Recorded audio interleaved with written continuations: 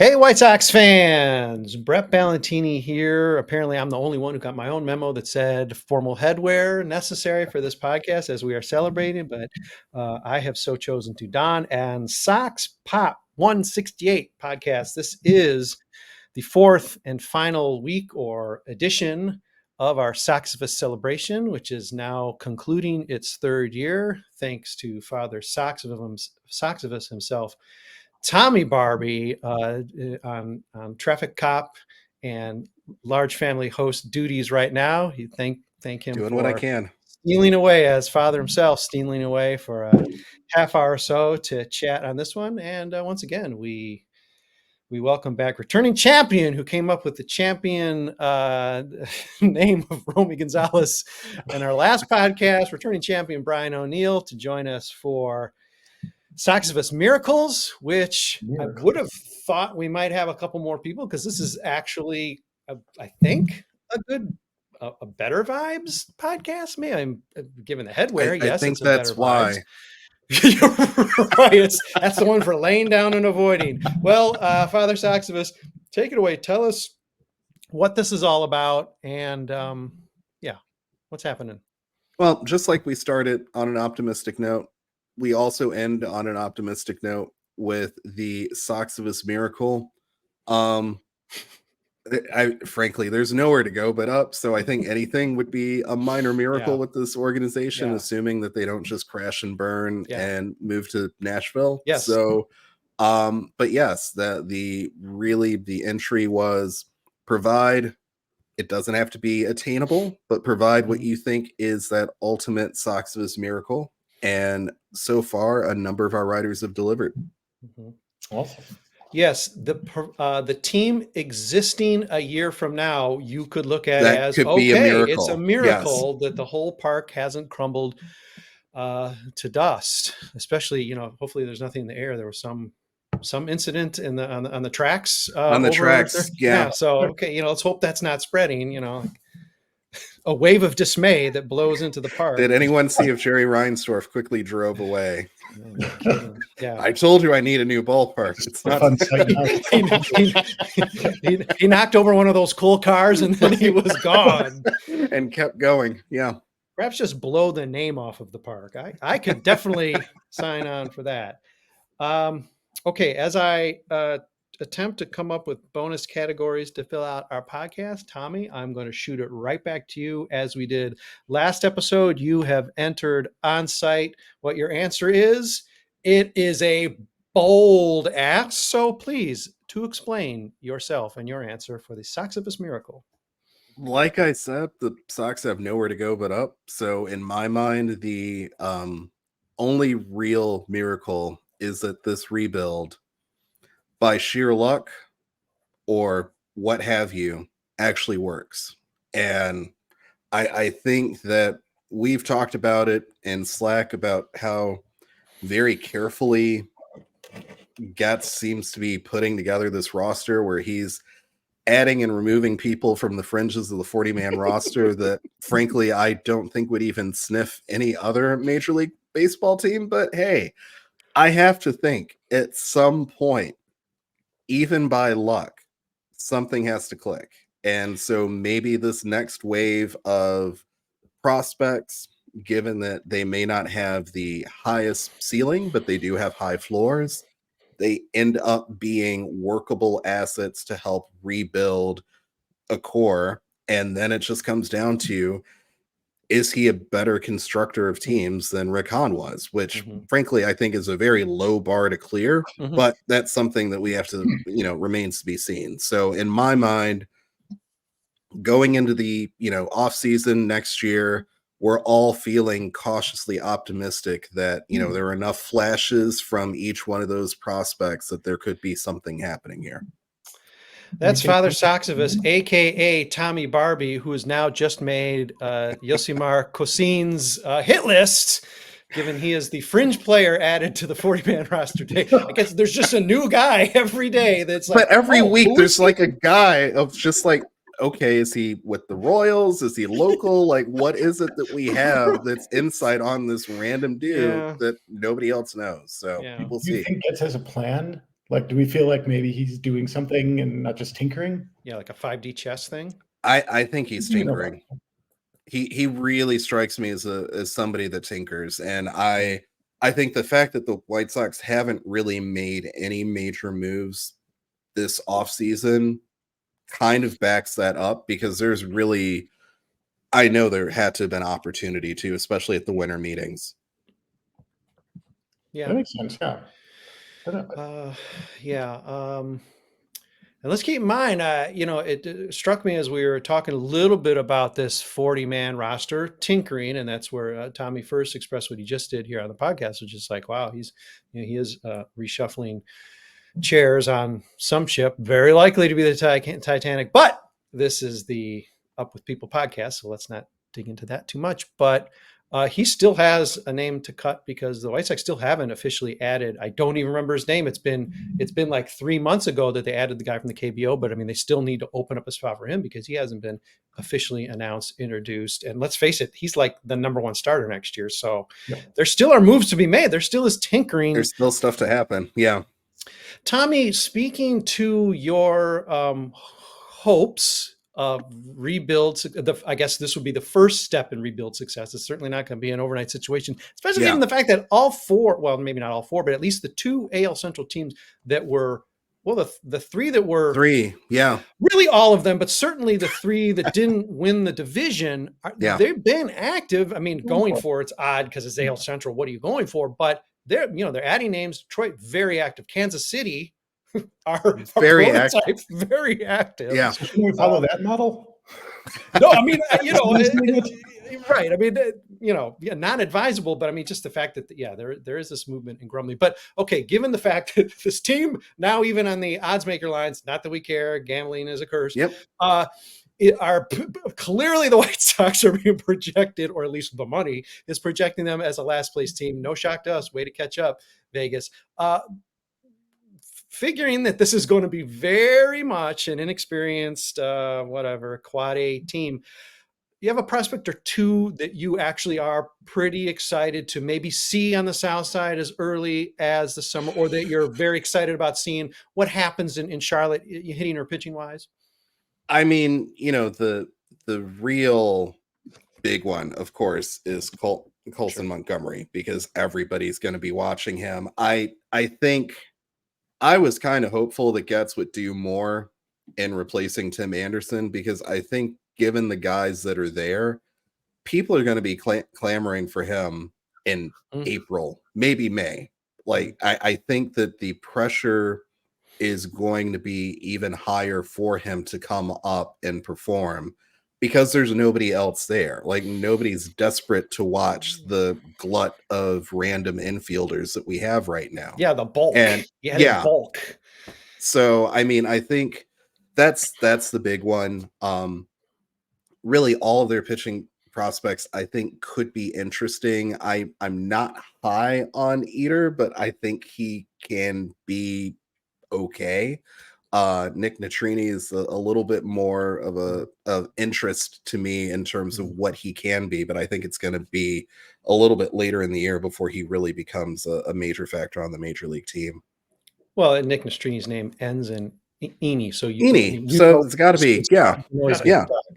And I mean, who's to say with Colson, though, there do honestly seem to be defensive question marks. I mean, there's, especially with the roster that the White Sox have. Sorry, Naperville's Nicky Lopez, but he very plausibly could hit his way into the major leagues. He could. Because, I mean, the White Sox are going to be on track for like 120 losses. Well, who cares? And I mean, of course, there's a risk of crushing a guy by moving him up too quickly. But I mean, if he's itching, hitting 350 at Charlotte, or on base 400 at Charlotte, well, you're going to bring the guy up. Just say, okay. And it's also, it's a different dynamic now too, because I mean, given that it is a zero stakes season for the White Sox this year, I mean, they're not going to be sniffing anything close to contention.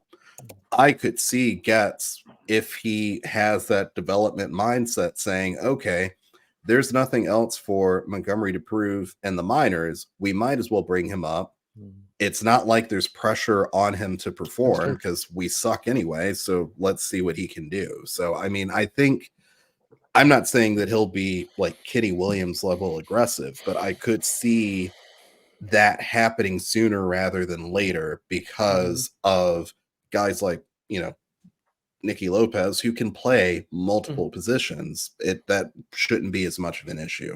Pedro will plug him in somewhere. He'll find somewhere to put him. It has to.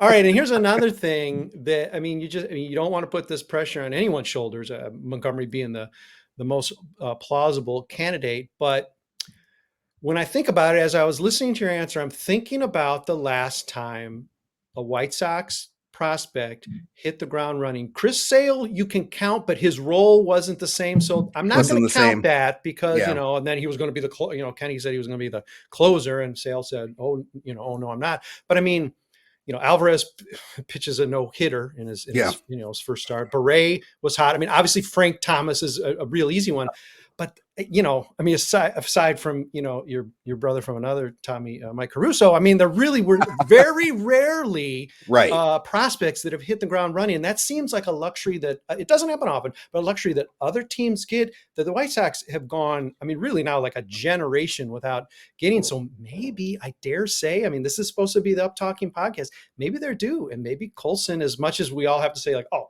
no way can he play shortstop for the White Sox in 2024.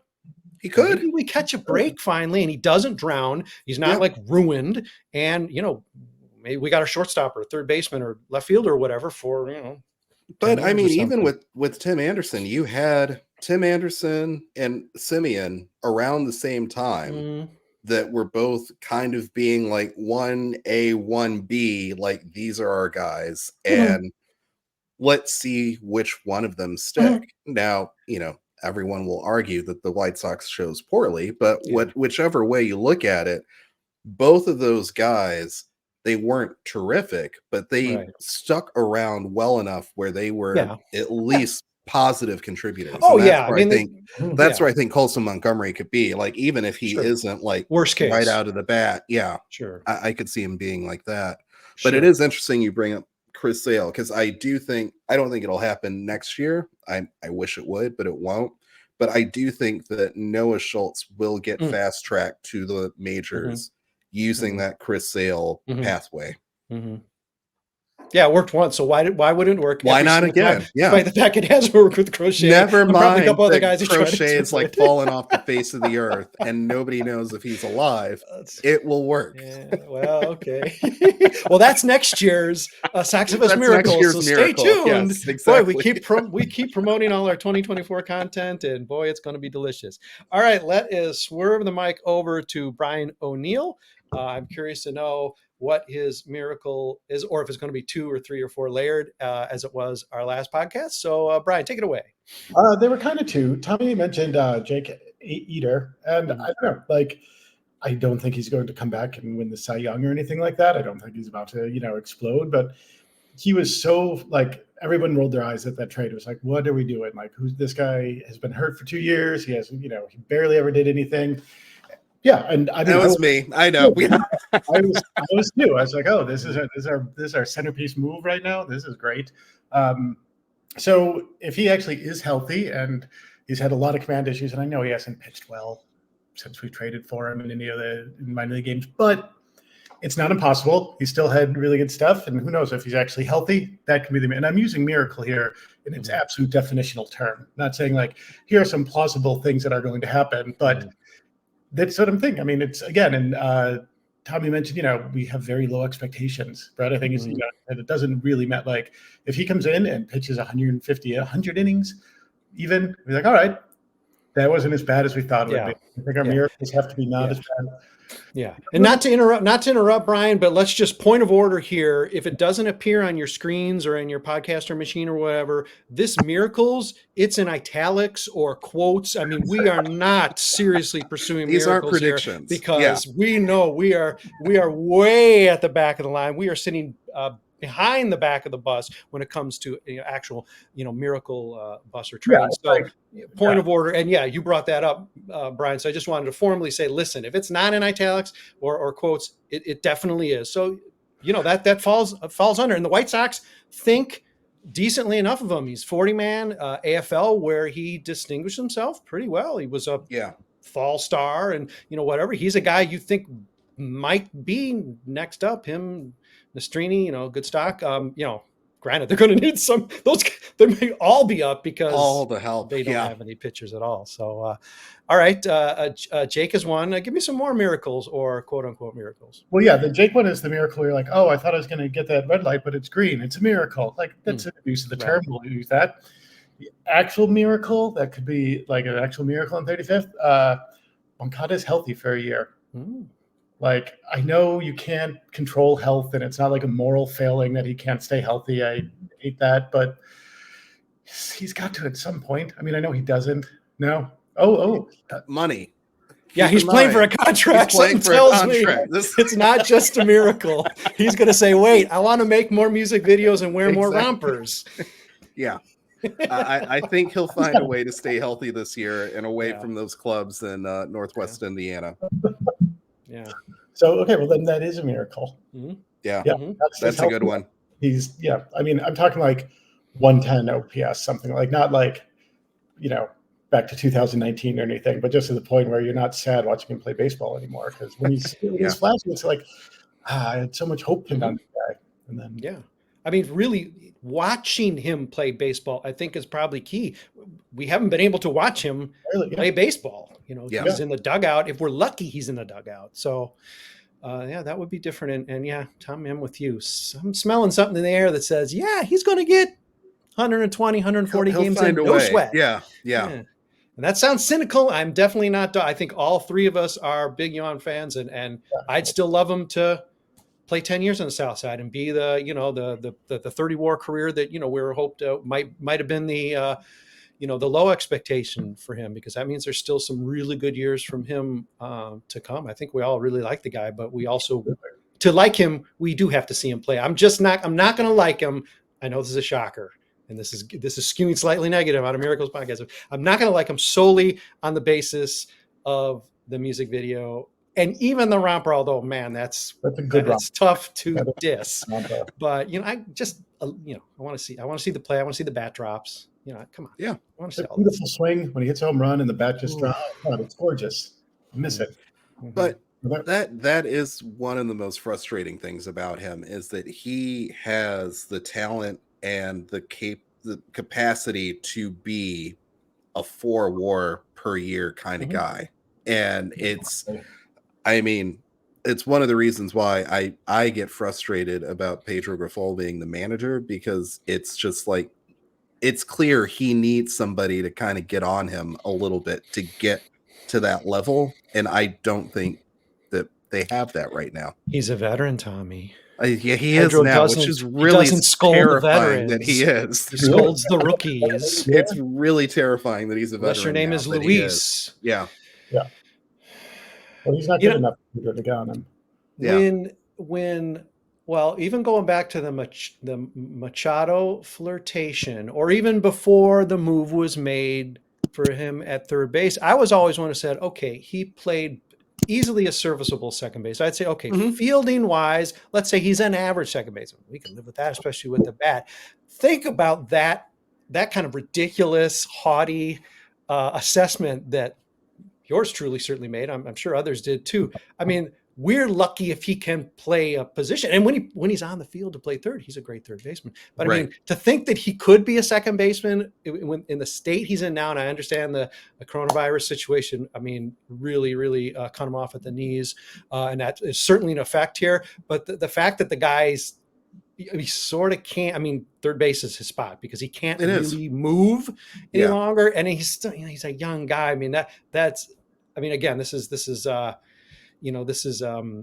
pandemic influenced outcome as well, which we would have, never predicted. But geez, how things have changed from a guy that you thought, oh yeah, he could certainly be, your little like Joe Morgan type at second. And instead now it's like, geez, I hope he can still play. First of all, I hope he can still play, and I hope he can still play and that really good third base. Yeah. Weird how things change, but a lot has changed. He's got to be the symbol of the rebuild's failure. Right? I mean, in the crash. Yeah. I mean, there's no one more emblematic of it.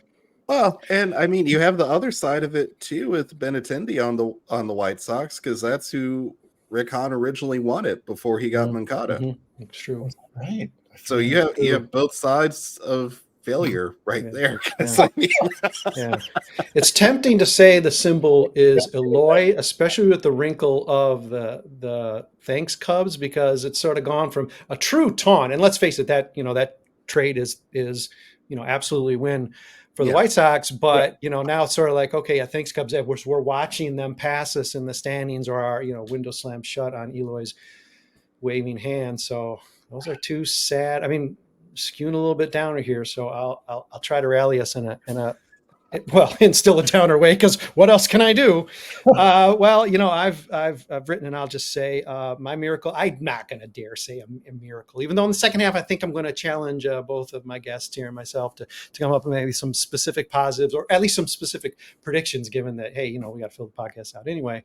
I'm not going to dare address at this point anything on the field that's going to be like, oh yeah, Luis Robert is going to be he's going to be MVP or whatever. We're going to have an actual intact rotation or anything like that, because that's crazy talk, and I'm not that buzzed. But I will say, so I'll take it off the field. I'm not going to also wish for death or pain or maim or injury or even firings. I'm not sure anyone's getting fired in 2024. So I'll say selfishly, hey, why not? It happened once. Our personnel here, including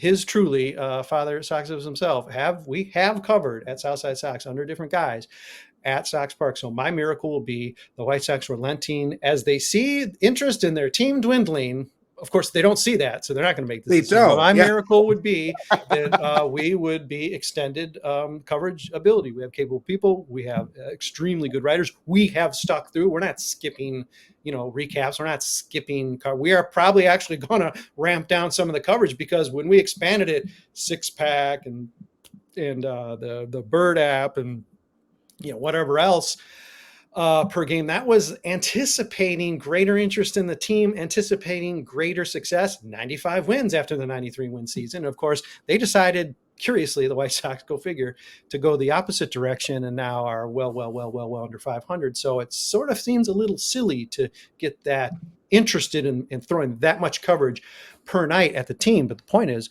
we do continue to cover. We are steered by veteran people who have a wide range of experience.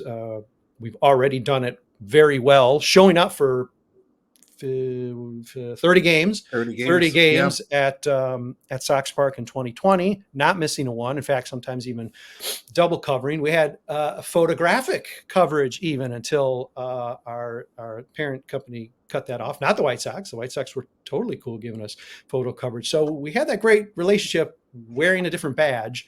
We're wearing a badge that's been around and legit for much longer, and arguably is the oldest voice covering the White Sox outside of the traditional accredited, whatever accredited means. Is that even a word? Accredited media.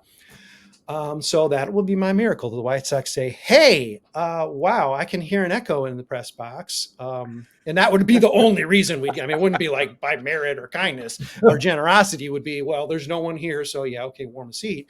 So, it's going to be a little bit longer commute for you, Father Soxivus. But just a little bit. I would still make it. Oh yeah, so would I. I got a longer one than you, for sure. So that will be my Soxivus miracle, that in some weird way we'd be able to actually do some hands-on coverage and maybe strike a blow for, I guess, what would be considered alternative voices. I guess it's not, doesn't have Tribune or Sun Times or whatever, and be able to throw in, because what we did in 2020 was very solid in a weird, trying year. And of course, no real access, but acquitted ourselves really well, did some clever coverage. And of course, we do that now without the access, and having access would be even greater. So, White Sox, I know you're listening, just put, jot it down, put it in that pneumatic tube, Brazil it up somewhere, and see who decide, maybe in 10 years, you'll actually, oh, hey,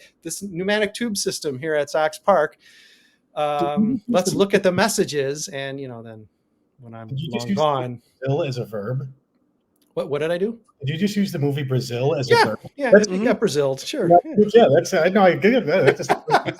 Why not? I love it. Once I get started, Brian, I sort of can't stop. I just got to tire myself out. All right, I'm tired out. Go ahead. I think Sox Fest is going to happen before we get credential. Yeah, and not the season ticket holder Sox. No, not the maybe an season actual ticket. real one. Yeah, a real one. It's going to be groundlings, though. It's going to be like literally, as we joked last podcast, it's going to be in a frozen parking lot for those people. But they'll still at some point they'll extend it. It's not hard to do the frozen given the fact it's January and it's always horrible weather for Sox Fest. But I'm afraid your prediction is probably correct. But boy, that's a downer. Let's take a break so we can get back on the happy swing of things. We're going to cover a couple more miracle predictions of folks who decided not to show up because they just can't break up the power trio of O'Neill, Barbie, Ballantini, access on the Eni, and then we're gonna maybe a little freeform period as we wind up the podcast. But we will be back in a minute, I promise. It's our last podcast of the year, so savor this. Believe me, we'll be back. As much as I don't want to be back in 2024, savor this because you gotta make this one last like 10 days. I'm sorry, it's not my fault. It's the holidays or whatever, snow or something. Blame Fox. Okay, we'll be back in a minute. White Sox fans, my name is Brett Ballantini. I'm here with Father Soxivus, Tommy Barbie, and Brian O'Neill as well. We don't really have a specific Soxivus role for him. Is he the Soxivus Elf? Is he? I don't know. But if you want to be an elf, think about it. I'll be an elf. You can grant that. He has the power. Tommy has the power to do that. So, this is awesome. Okay. I appreciate it, Brian. It is Sox Pop 168, fourth edition of Soxivus. I'd say fourth week, but we sort of crammed it into 3 weeks because that's just how we do things. Holidays coming up and so forth. We are discussing Soxivus Miracles. Let me cover a couple from voices absent from this podcast, at least so far. What we have there, it could have grown by 10 or 20 more voices by the time this is published alongside this podcast. So go ahead. Don't be afraid. Read. You don't have to just listen or watch. You can read too. That's an accompanying, as we've done with all of these, accompanying article with this Soxivus podcast. Melissa Sage Bolenbach says that her miracle is Chris Getz. In all of his, between tinkering, between moving his little toy soldiers around the field there, decides, hey, wait, what did I do when I said Pedro Grifol should? I meant to say the opposite. He wasn't supposed to be the manager next year, and that actually Pedro gets fired, and presumably then, I'm speaking for Melissa here, like a real manager will be hired. So that's her miracle. Malachi Hayes. I guess in somewhat the vein of Tommy here, Malachi realizes that the entire roster essentially is going to be built of, spare parts and 4A guys and waiver wire claims and whatnot. And, good teams do manage to, build by incorporating those parts. Jose Quintana is a great example of a guy who was like picked up out of sort of nowhere, buried in the Yankees organization and became a star with the White Sox, one of the best lefties, a short list, best lefties in White Sox history, and then yield us a nice trade from the Cubs as well. And, so he's just sort of looking forward to potentially there being a couple of those sort of gold nuggets, guys who really step up and do something you weren't expecting. It could even be, to extend, Brian's idea, some of these young players acquired in trade where you're just not sure. And it turns out that Jay Heater's he could actually be, star level. Right. Or, Nastrini, recognizing the end of his name, says, okay, listen, I got to perform this pressure. And so let's do it. Let's make an all-star run. So those are a couple of the other Soxivus miracles. Boy, it sure would be nice if we were heading into the season as dire as the roster looks, with a pilot of the team we felt was going to be a long-term guy, and that we could actually feel heartened by. It could even have been Pedro if he demonstrated anything in 2023. That's sort of a bummer, because it really is whatever you say about Getz, and we could say, hey, he's looked pretty good so far, or he's horrible because he's got the Sox blood in him, or he's from Kansas City. I tend to the latter, but the fact that Grifol is the guy really sort of leading this after we have seen what he did in 2023. I mean, if the roster isn't a gut punch, that's a gut punch. I mean, to me, if you didn't want to really change anything, and this has been my point from the beginning, Charlie Montoyo is right there. So you could just change literally nothing and say you're keeping the exact same approach and everything else stays the same. But for the sake of appearances, we can't run it back and just expect any changes. So let's get Grifol out. Let's move up Charlie Montoyo, hire somebody else as a bench coach, keep everybody else. And honestly, that would have helped alleviate some of the concerns that I think the Sox are going to have heading into the spring training. That would have been the smart thing. I wonder why they didn't do that. Because Luis Robert doesn't know who he is.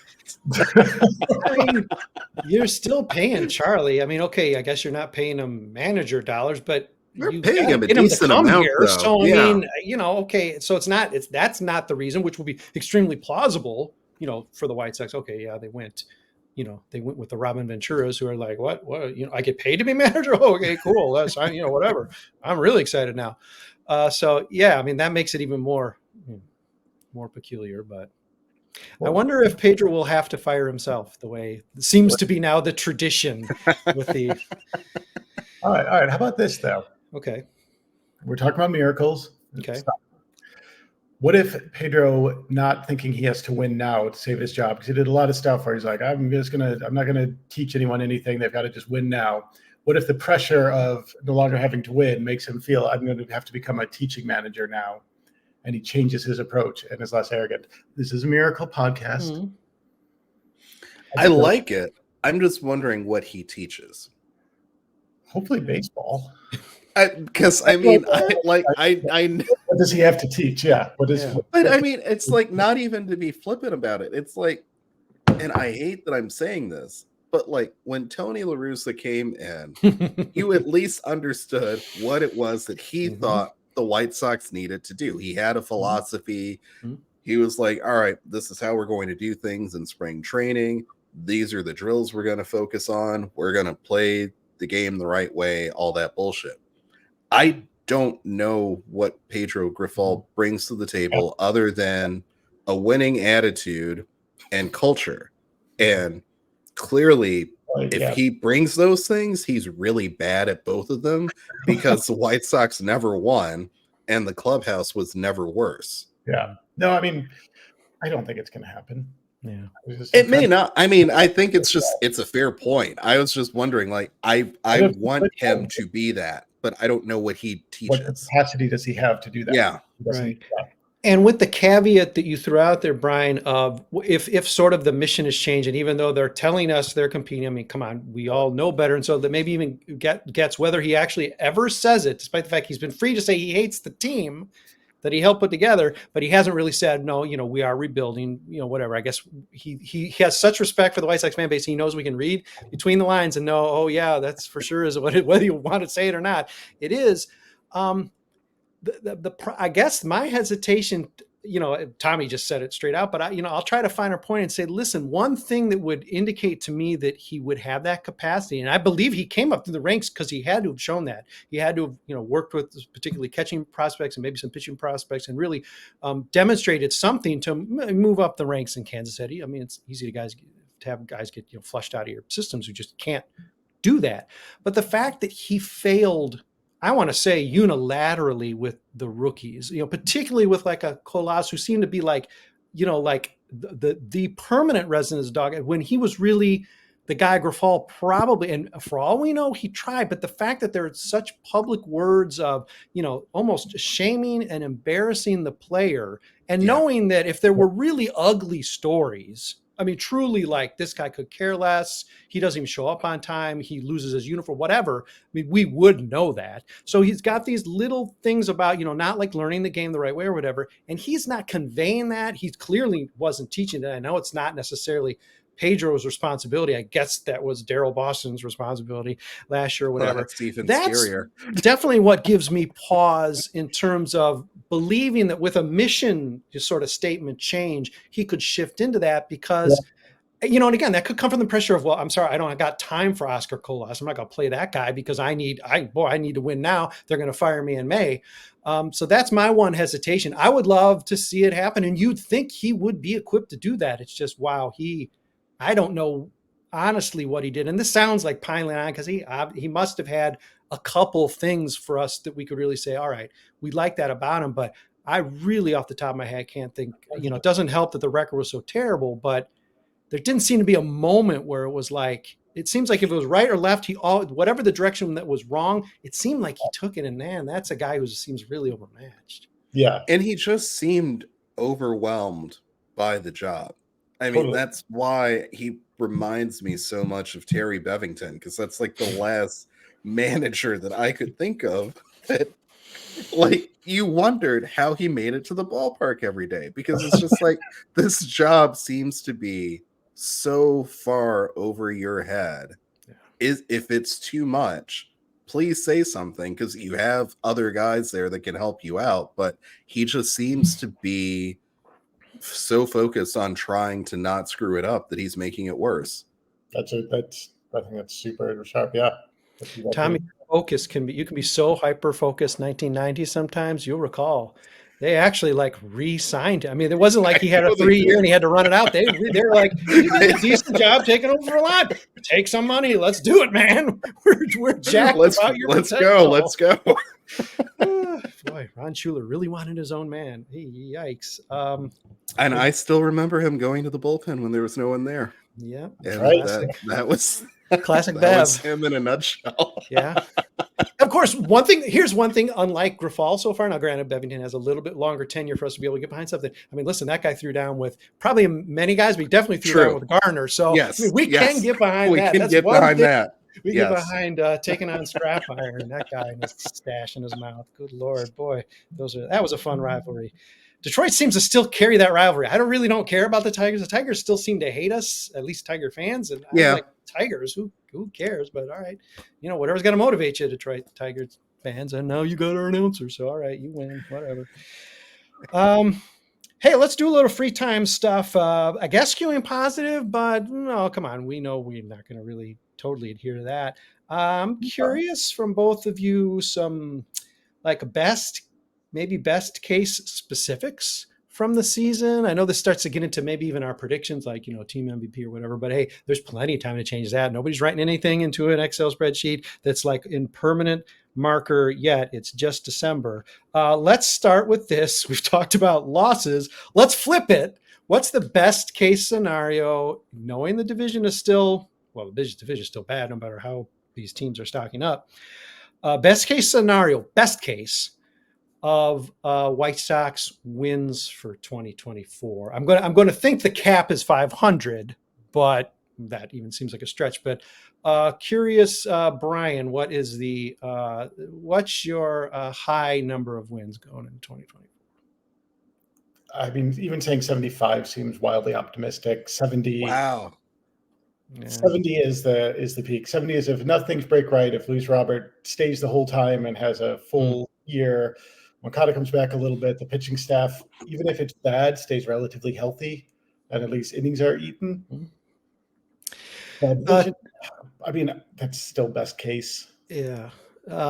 Tommy, different assignment, but I want to say that was your prediction coming into last year. It was. So the best case scenario from Brian is Tommy's, what turned out to be Tommy and Crystal's worst case prediction for wins, and of course the White Sox didn't even come close. With that. All right, Tommy, are you any brighter? I'm guessing by your gasp that you are not brighter than 75 wins, or are you? No, not 75. I mean, I think 70 is probably as good as it can possibly get. I don't know who's pitching for this team. Yeah. And it's so weird, because the issue that the White Sox have had for the longest time is not having any pitchers in the minor leagues. And now it seems like they have this mass of pitchers that are like 4A guys, but you have no idea who's going to actually make it on a major league rotation. And I don't know who's eating up the innings for this team. Like, assuming that they can score runs at a decent clip, the defense picks up, because, based on the guys that Getz is getting, I will say, if nothing else, they will at least be good on defense. But I don't know who's pitching for this team.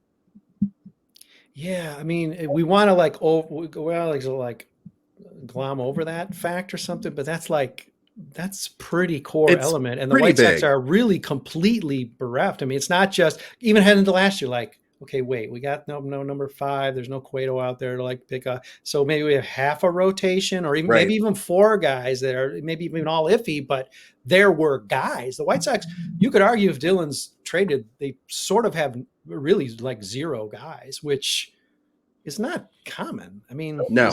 Kind of conglomerating all our baseball wisdom from the decades. I don't know how many decades between us there are. Are we concluding that we need pitchers? we're digging deep. We're a deep dive into the metrics. It does seem like arms are necessary. It helps. Tommy, do I get a number out of you? What's it going to be? What's your high? Like a best case number? Please. I really think 70 is the highest I can go realistically. Yeah. Which would be a 9-win jump. I mean, that's not nothing. Best case jump. I ask these questions and I don't think about them myself. So, okay, so that's 70 and 92 is best case scenario. And that really does sound about right. Maybe I'll say that 90 losses is the best case scenario. So maybe I'll say 72 wins. So I'll slide in right between you guys. But yeah, the fact that we're talking about basically low 70s as sort of a dream year. Yeah, that's interesting. Well, okay, as long as we can just decide to have some free time for negative. What and I think you've both answered this already, so let's see how you may have changed. What is your realistic prediction at this moment for the White Sox? Now that we've seen even a little bit of what's gone on in the offseason, to know that, the Central is actually slightly more fortified, if not significantly so. What is, Tommy, right back to you, what is the actual record prediction? Again, not holding you to it. You can still ease up to 75 like you did last year, because I know you're going to want that comfort zone. But what is your realistic prediction for the follow-up to a 61-101 season? I mean, based on the roster as it stands today, I have a hard time going above 60, which I know puts them right at where they were last year. So probably it feels better, but there's just so many guys. Like I said, I don't know who's pitching, and you have Tuki Toussaint potentially being your number 3. Like I'm trying to figure out like who they're even going to roll out there, and that's what they have right now. Yep. Yeah, that boy, look at you being that. Boy, that's just downright sunny time. Okay, now I know traditionally Brian is sort of, now again, I don't know if he's gonna like he's I've been burnt by my yeah, so now you're gonna like swing crazy, or you're gonna be like, hey, I'm still gotta care about the team, so I'm gonna still root a little bit. But do you go north or south of a 60-102 record, Brian? I can't argue with that with 6102. I wish I could. I mean, I don't think we're going to be the Cleveland Spiders. I don't think I'm not going to go that bleak. But I don't know. I don't see how, like Thomas said, who's pitching. I mean, yeah, if enough guys stay healthy and we have the arms, maybe they win another 5 or 6 games. But I just don't see how.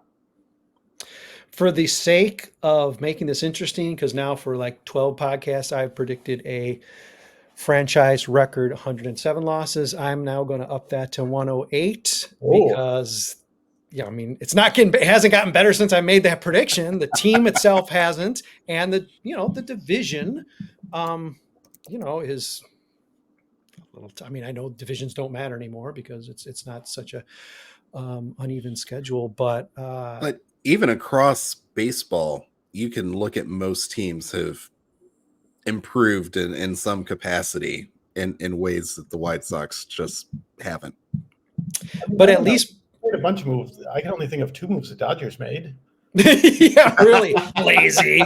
Jeez. Wake up. It's the off season, guys. Pay attention to your AAA guys, Dodgers. Come on. No kidding. Wake up, guys. Yeah.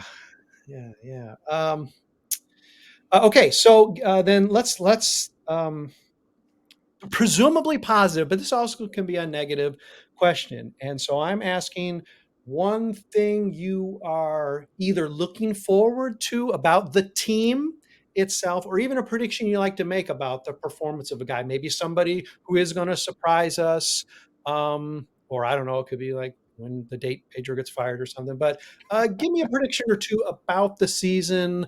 Let's throw it first to Brian. What you got? I will say that based on the Bummer trade, Getz is going to make at least one trade that pleasantly surprises us. That we're going to think, oh, we didn't get hosed on that. I'm not saying like the Bummer trade brought in this cornucopia of goodness. They got hosed on the Bummer trade. So wait, is this Just with saying. is this a trade with Atlanta, or is he going to get to trade with anybody in this trade you're talking about? Yeah. Okay, so technically all 29 teams are available to Chris Getz. So he's not just still standing outside the dumpster at the kids' table in Atlanta. Be. Yeah, he might very well be. They really are just like dropping guys they're trading for. So it's not the worst strategy. It certainly beats anything Han's been doing the last few years. So all right. Yeah, there might be a trade that might help us think, okay, this makes sense what he's trying to do. We don't know if it's actually going to work, but we can see maybe something coming into focus. Well, certainly when you don't have a roster that's set in any way, Brian, and you're just throwing stuff against the wall, which the White Sox are totally in position for because the guys in the system really aren't ready. I mean, we can talk about any AAA guy, and they're not really. You know, it's not the worst strategy to say, okay, well, we traded 2 or 3 core guys, and we got sort of 12 back. And maybe 1 or 2 will do something. I mean, that's not the crazy, and it does give you the feeling like, all right, that was a trade we didn't lose, and maybe we even won. And Tommy's comment aside, I mean, we don't really know. I mean, the fact is the numbers are stored on the White Sox side. I mean, it's just Aaron Bummer holding up his end, which is definitely questionable versus 5 guys in return. I mean, to make that an even trade, you would think would not be implausible. So. Yeah, I mean, I'm willing to sort of get behind you there, Brian, and say, I mean, this, I would have expected worse, even though that's nothing to run a victory lap over that trade. I would have expected worse in just cutting like the salary of Bummer and like maybe getting Nicky Lopez for it. So, I mean, I guess in a creepy way, that's, hey, great job, Chris. You're on your way to exec of the year, a low bar. I'll give you a chance. Other predictions, Brian, but Tommy, I'll toss it to you. Yeah, I was going to the Bummer trade. Like, it is a decent trade. I think the only reason why I said that is because Atlanta was going to cut ties with all those guys anyway. So it was just like, here's a bunch of guys that we're about to release, and Getz comes running through the door like, wait, I'll give you Aaron Bummer, who's literally at the lowest possible trade value right now. And they were like, okay, sure, that works. Chris Getz isn't into eBay bidding. He buys it now. Okay? Buys it now. He'll pay a little bit more. He just wants to know he's got it. Michael Soroka, I want you. Right, exactly. My more specific prediction that I think could happen, and I think it has to happen for most of this to come to fruition, this needs to be Andrew Vaughn's breakout year. He's shown flashes repeatedly. He's done this enough now where he understands the grind of a full season, because I think that's been his biggest issue, is that he can do it for a month, he can do it for a couple of months, but he gets in these ruts where he doesn't have the best at bats. And I think similar to Luis Robert, he's going to find that groove this season to move forward. Yeah, and to be fair, Tommy, I mean, we really look at it, although he has certainly gotten his feet wet and played full season. I mean, last year really was truly his rookie year. His first real having to like play this position that's just like a batshit crazy move to put him in the outfield, and then seeing that he's not doing well, still run him out there. Hey, Gavin Sheets. But so I mean, really, you could argue this is like a true sophomore campaign, and this would be the time you'd expect to see him not sink. Because worst case scenario, if he duplicates 2023, he's a guy you got to think hard about. You're not even necessarily tendering him. Because exactly. Now it's really looking like okay, this is just we got to eat this pick. Exactly. Yeah. So it is sort of make or break for him, not to make it sorry, Andrew, but I mean, come on, this is. But it is, it's out there for you. But you are actually predicting that he is going to take yoke and say, like, he's like a 3-WAR guy. He's really going to exactly the way he should. Uh, all right, that's fair. Again, I don't really think to answer my own questions. If we're going to take maybe one more round of this, I will say first off that, again, speaking with my heart, that Luis stays healthy a full season, not like, pretty much into September. He made it to September, so he's like, okay, I'm fine. It's good. It's a full season if I played to September, right, guys?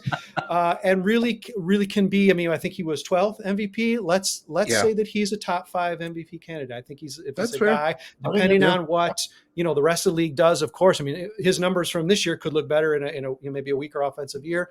With him seemingly solidifying, really has his feet under him defensively. Now the wall doesn't seem to be scaring him, nor does he seem to be like, pulling Eloy stuff where he might be getting hurt, hitting it too hard. So the defensive stuff is just on lockdown. Why not? I know it's a ton to ask him to be playing like 120 plus in 2 seasons in a row, because I doubt he's ever done that going back to, Cuban Little League. But that'd be nice. And so, I mean, I'll say it's a prediction because I frankly at this point can't think of anything else. So while I do try to think of something else, do either one of you have another prediction? It can be good or bad. I mean, I think it's miracles. It'd be nice if it was good, but even something vague. Do we like pull an actual couple legit pitchers in the rotation this year? Because like 12 are going to be thrown in there, or other thoughts you guys might have predictions wise? I'll defer to Father Soxivus first. Soxivus. I think for me, the other big thing that has to happen is the catcher's room needs to be a thing this year. And even though the pitching I still have questions about, I think having Max Stassi, who's a hell of a catcher. I know he's been out for a couple of years, but that was a move that I liked a lot. Yeah. Because I do think he has a lot to prove. Also somebody that is, looking for a larger contract and is probably deserving of a larger contract, that is trying to use this as a show me year. And you have Corey Lee, who's there, who I'm still not 100% sure on, but I know a lot of people are very high on him. Yep, Cuero in the minors that is, getting up there too.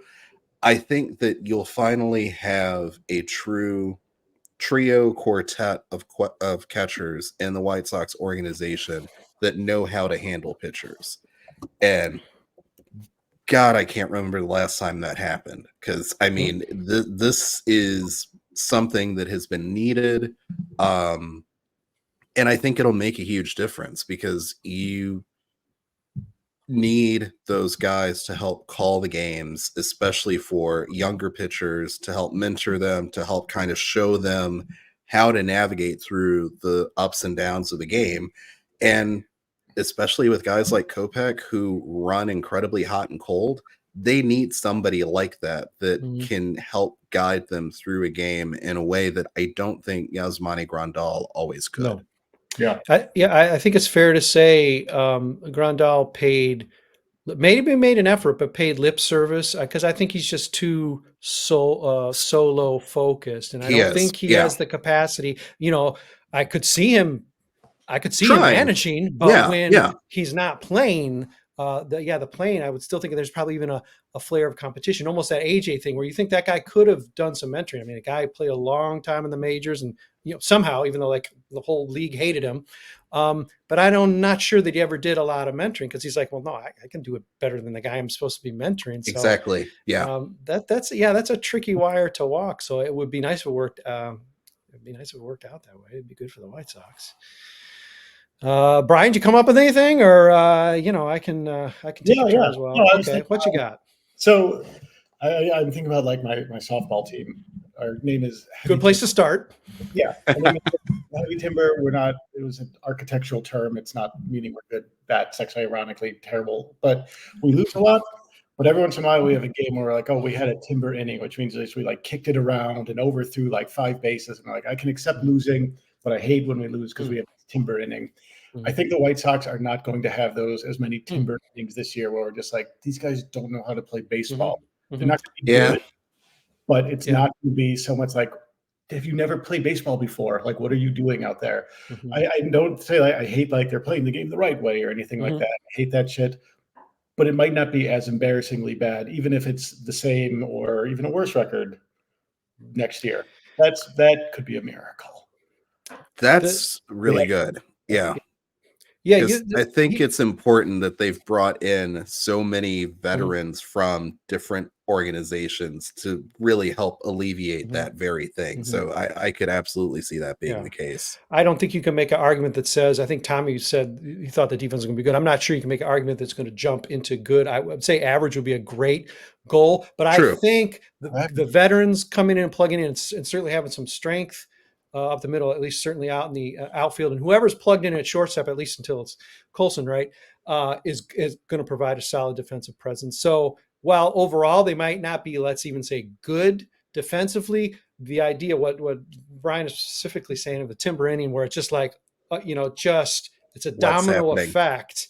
Yeah. Yeah, you could see just the veteran presence and hopefully maybe also just some actual real training, to go again to another Brian point, in spring training will alleviate that. Because yeah, the clown car aspect, you're right, you do not get tabbed as like a old man yelling at a cloud when you're like, I don't want to watch this. I can go to Little League and watch this. And it's Yeah. cuter because, their pants are falling down or whatever. I don't think that happened too often for the White Sox last year. But the clown car game. And then it starts to feel like an insult to you watching. Your eyes are burning. And then you think, what am I doing with my life? Because I'm watching this. And now I hate the White Sox. I've ruined my life. Thank you, White Sox. And, we don't want that. I mean, just catch the ball.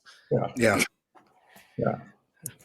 All right, my final prediction will be again just flip, but a minor league hitter will crash the majors and make an impact. This thing I was referring to, see, I'm just wishing it's going to happen, will actually happen. I won't say Frank Thomas, but a Frank Thomas like sticking, where it's like this guy belongs from the start, the way we thought Diane Viciedo might have, because you heard him, hit the ball in batting practice. You thought, oh Lord, watch out, outfield fences. Somebody like that will exist, but I'm going to say it might be Colson Montgomery, but it won't first be Colson Montgomery.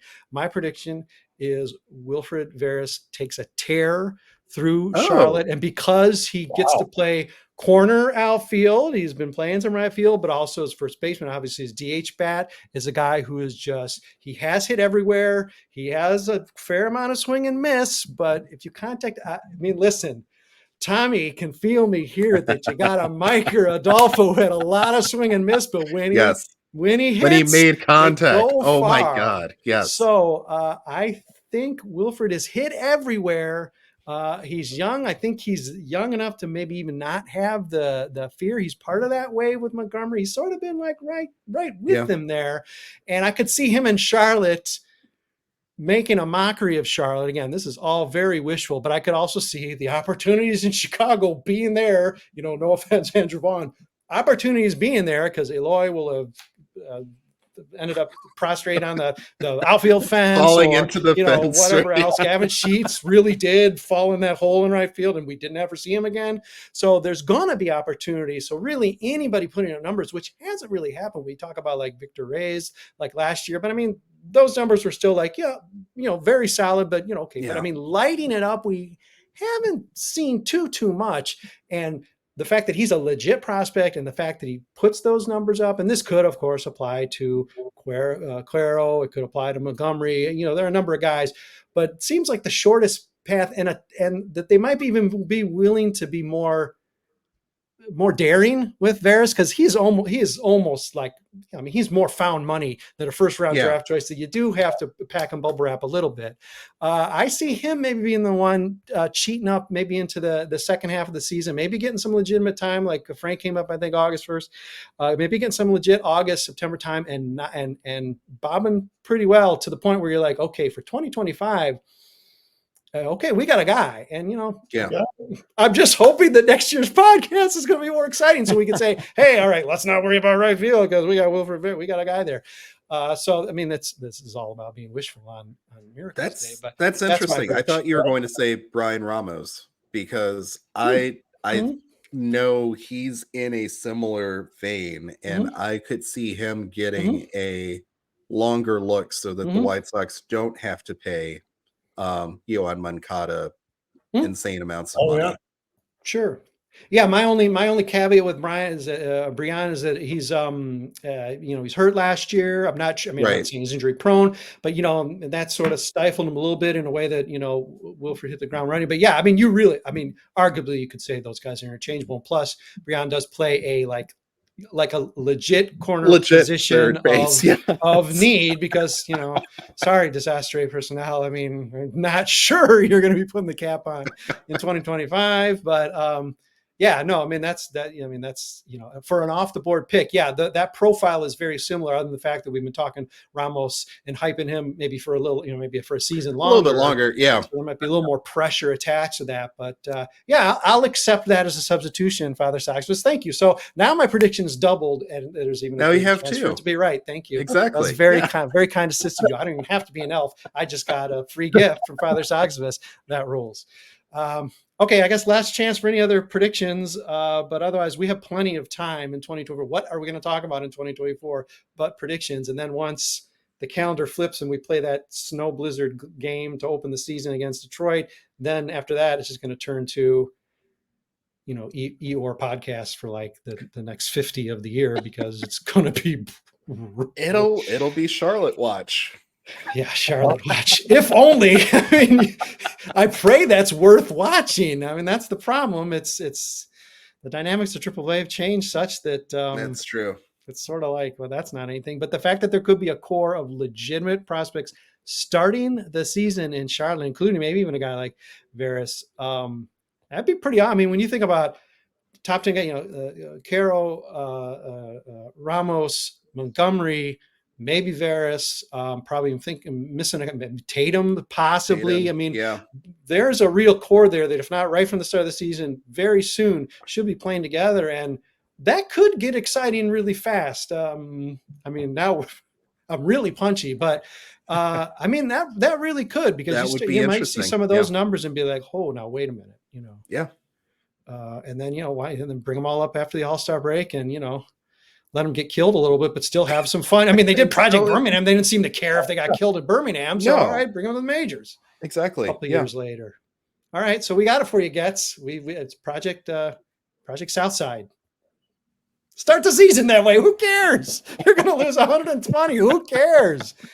I would rather watch that than Paul DeJong take at bats, personally. Oh my God. So, see, these are people I forgot are even on the team. I'm like, geez, how are they finding 40-man space? Oh, that's because I got 12 retread shortstops on the 40-man.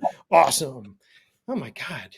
Tommy always hits me with things that make me really depressed. Thank God we don't just do too much pre-talking. That's why I'm here. Because I just say, delete. See you guys.